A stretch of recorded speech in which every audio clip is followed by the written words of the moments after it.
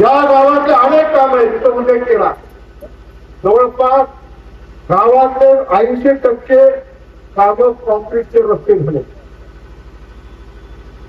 हायवेच्या कडेला गणेशराव काळेंच्या नावाने तिथे आपण बाग उभी केली, भाऊकी कट्टा उभा केला.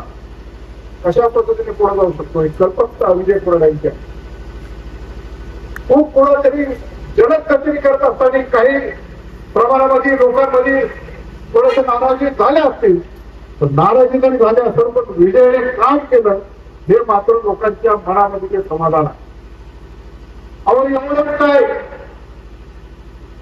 आपल्या गावाची जी शैक्षणिक संस्था आहे त्याचं गायन जागेमध्ये जे अतिक्रमण झालं होतं ते अतिक्रमण कुठल्याही खिशातला पैसा कोणाकडूनही न घेता खिशातला पैसा खर्च करून केवळ फक्त 65 लाख रुपयाच्या दंडामध्ये ते शाळेच्या नावाने 1.5 एकर जमीन विजय पुरवठ्याने करून दिली.